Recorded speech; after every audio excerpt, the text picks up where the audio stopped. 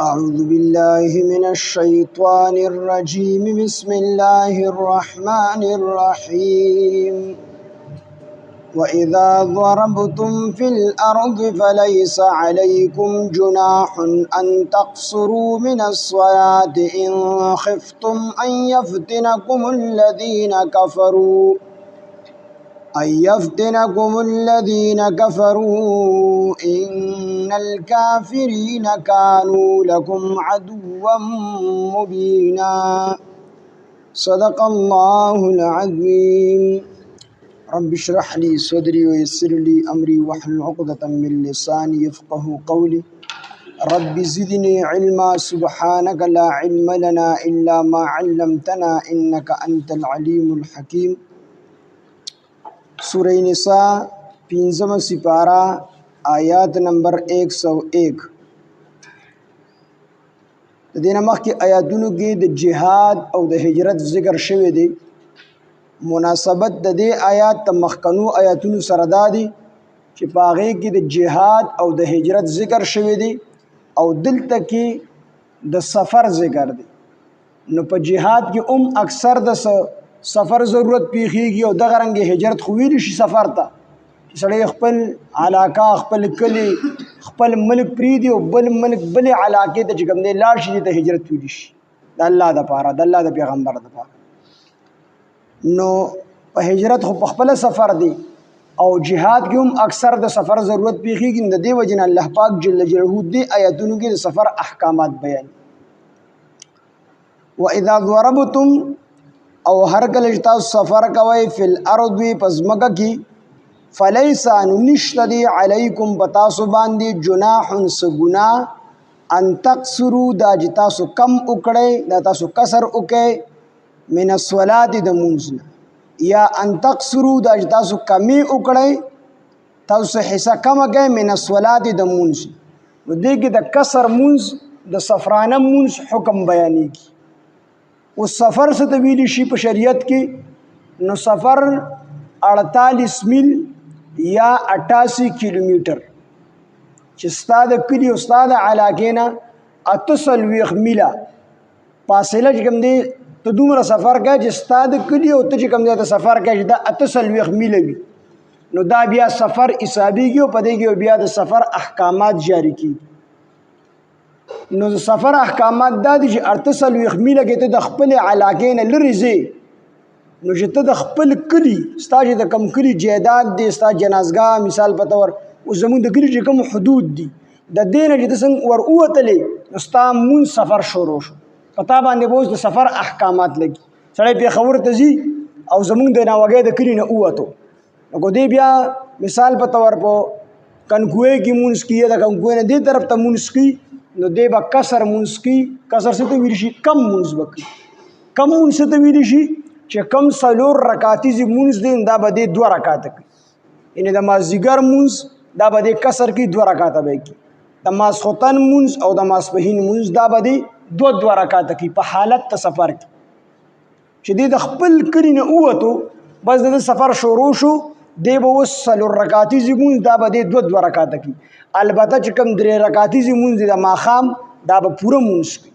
3 رکعته به کوي د سحر 2 رکعته دا پوره کې 2 رکعته به کوي نو چې کوم 4 رکعتیزې مونځ دی نو په حالت د سفر کې به دا د 2 رکعته کوي البته چې کوم سنت دی نو د سنتو مسله جدا ده کو چېرې جاری سفر وي جاری مطلب دا چې ته سورلو په ګاډي کې د یو ګاډي نه کوزېږي بل ته خېجې د بل نه کوزېږي بل ته خېجې داسې سفر وي نو د احنافو په نسبت باندې بیا سنت پرېښودل بهتر دي په دې کې اګو دې سړي سره خپل ګاډي دی مثال په طور او دې چې کوم دی کوز شو ټایم ورته شته دی نو کو سنت وکړو بیا بهتر دي او کو جاري سفر وي د یو ګاډي نه خېجي بل ته یو نه کوزېږي بل ته خېجي نو بیا سنت پرېښودل بهتر دي البته د سحر سنتو کې ډېر تاکید راغلی نو سحر سنت به نه پرېږدي ویتر به نه پرېږدي او د سحر سنت به نه پرېږدي ځکه حدیث پاک کې راځي چې نبی علیه السلام فرمایي کو چې تاسو په میدان جنگ کې په زخمی حالت کې او د کافرانو اسونه په تاسو باندې ګرځي په دې حالت کې هم د سحر سنت نه پرېږدي د سحر په سنتو کې تاکید راغلی دی د دې وجه نه د سحر سنت به نه پرېږدي کو نور سنت د ماسپښین سنت شو دغه رنګې د ماسخوتن سنت شو د ماښام سنت شو نو کو دا یو سړی په حالت ته سفر کې پرې خود نو ګناه پی نشته دی. البته فرض بنه پری دی وتر واجب بنه پری دی دا به چې کم دی پوره کړي. سفر شروع شو په لار باندې د مازیګر مونځ راغی دا به 2 رکعات کی ماسختن مونځ راغی دا به 2 رکعات یعنی فرض به صرف 2 رکعات دی خپل علاقه ته ورسید د چې کوم ځای کې سفر مثال په خبر ته ورسید اوس کو دی الته کې 15 ورځې پاتې کیږي یې د پاتې کېدو نیت وي نو بیا چې الته دې څومره منځونه کوي نو دغه ځای بیا د لپاره وطن اقامت شو دغه دې بیا څومره منځونه کوي دې بیا پوره کوي. سړی په خبر ته لاهور ته لړو او په لاهور ته ورسېدو د نیت کړه چې زه 15 ورځې یا 14 ورځې یا 18 ورځې د 15 یا د 15 نه سیوا هر څومره ورځې چې وي دومره نیت د الته د پاتې کېدو کړی دی نو الته ودی بیا پوره مونځ کی او کنه د 14 نیت ورځو نیت کړی دی یا د 14 کړی دی نو بیا به دې سکی دی به کسر مونځ کی چې کم سلو رکعاتي زی مونځ دا به 2 رکعات او کنه دې په حالت ته سفر کې دی یا الته کې د 14 ورځو نیت دی د 12 ورځو نیت دی او الته کې دی چا پسې مونځ کوي کوم امام پسې هغه امام د هغه ځای اوسیدونکی دی یعنی مقیم دی نو بیا به دې پوره مونځ کوي داسې به نه کوي چې دی به 2 رکعات او سلام اجر باسي او 2 رکعتونه به پرېږدي. هو کو چې ټول مسافر یو مسافر امام ور مخکې شو نو بیا خو مسافر هم 2 رکعات کوي او د بس چې کوم کسان شاته ولاړ دي هغه مسافر دي هغه هم 2 رکعات کوي خو دا امام د هغه ځای دی مثال د پېښور نه یو کس راغی ما پسې دلته کې مونځ کوي نو دغه کس به پوره مونځ کوي په مانځ په ځکه زه د دې ځای اوسېدونکی یم البته کو هغې رالل ټول مسافرو یو مسافر کس مخکې شو هغې امامتي کوله نو بیا به دې 2 رکعاته کوي نو چې کوم مسافر سړی په مقیم امام پسې مونځ کوي نو دی به پوره مونځ کوي 2 رکعاته به نه کوي. او یو سړی مسافر دی مثال د پېښور نه یو کس راغی دلته کې مونږ کې څوک داسې نشته چې هغه امامتي وکړي د پېښور کس ور مخکې شو او هغه مسافر دی نو هغه به ځان له 2 رکعاته پوره کړي او دا شروستو مقتدیان چې کوم دي دا خو د دې ځای اوسېدونکي دي که نه مسافر نه دي دی به چې کوم هغه به سلام اجر باسي او دی به بیا خپل مونځ پوره کړي. چې امام مسافري نو امام به 2 رکعاتي مونځ 2 کوي که نه مسافر سړی نو چې امام مسافر دی نو دی به 2 رکعاته وکړي د سفر وروستو به چې کوم کسان ولاړ دي هغه مقیم دي هغې به بیا خپل مونځ پوره کړي. نو سفر کې د مونځ دا طریقه چې کوم 3 رکعاتي مونځ دي دا به 2 رکعات دي او چې کوم 3 رکعاتي دي نو هغه پوره کوي چې کوم 2 رکعاتي دي نو دا به چې کوم دی هم پوره کوي. امام شافعي رحمت الله علیه فرمایي چې دا کوم 3 رکعاتي مونځ الله پاک د 2 کړي دي 2 رکعاتي کړي دي کسر یې تا کړي دي نو هغه دا رخصت ته کو چې پوره مونځ وګونو ګناګار نه دي. څوک فرمایي امام شافعي رحمت الله علیه هغه فرمایي چې کوم سړی په حالت ته سفر کې دی او د مازدیګر مونځ 3 رکعات وکړو دی ګناګار نه دی. او امام ابو حنیفه رحمت الله علیه فرمایي چې کوم سړی په حالت ته سفر کې دی او د 3 رکعاتي مونځ د 3 رکعات پوره وکړو په حالت ته سفر کې دی پوره ګوي دا کس ګناګار دی. دا کس ګناګار څنګه دی چې د نبی علیه الصلاۃ والسلام نه په حالت ته سفر کې چرته هم 3 رکعاتي مونځ 3 رکعات نه ثابت بلکې 2 رکعات یې کړی یعنی سفر مونځ یې کړی سفرانه مونځ یې کړی. بعضې خلک وایي زموږ شک ما سره ملګری تللی سوات تا مې یادم ته ما به کسر کا هغې زما دا کسر ړه نه دي نه هغه پوره مونځ که چې کوم سړی پوره مونځ کړي امام ابو حنیفه رحمت الله علیه دا کس ګناګار دی ځکه د نبي علیه السلام نه په حالت ته سفر کې چېرته پوره مونځ ثابت نه دي بلکې کسر یې کړی. نو دلته الله فرمایي چې واذا ضربتم او هر کله چې تاسو سفر کوئ فی الارض په ځمکه کې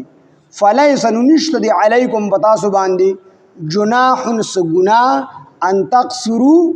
دا چې تاسو څه حصه کمه کوئ من الصلات د مونځ نه څه حصه کمه کوئ د مونځ نه حصه څه ده 2 رکعات دي چې کوم 3 رکعاتي دي نو 2 رکعاته به وکړي په دې تاسو باندې څه ګناه نشته دي. ان خفتم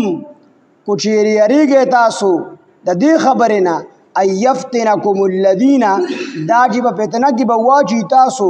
الذین ها کسان کفرو چې کافران دي. نو د آیات نه خدا معلومیږي چې دا سفر مونږ په هغه حالت کې کوي چې په کوم حالت کې ته ویریږي د کافرانو په حالت ته جنگ کې یې او په حالت ته سفر کې ته ویریږي د کافرانو. نو د آیات نه خدا معلومیږي چې دا سفر مونږ په هغه حالت کې کوي چې په کوم حالت کې ته ویریږي د کافرانو. په حالت ته جنگ کې یې او په حالت ته سفر کې ته ویریږي د کافرانو. نو او ته د کافرانو نه ته ویروي نو څلور رکعاتي لمونځ به 2 رکعات وکړي د آیات نه دا معلومیږي او دا تفوز حضرت علی بن امیہ رضی الله عنه د حضرت عمر رضی الله عنه چې امیر المؤمنین د آیات نه خدا معلومیږي چې دا کسر مونږ په هغه حالت کې به نیمګړی مونږ کې کسر مونږ بګای چې د کافرانو سره جنگ کې او تاسو د کافرانو نو ویروي نو په هغه حالت کې به دا مونږ کسر کې نیمګړی کې نو حضرت عمر رضی الله عنه فرمایل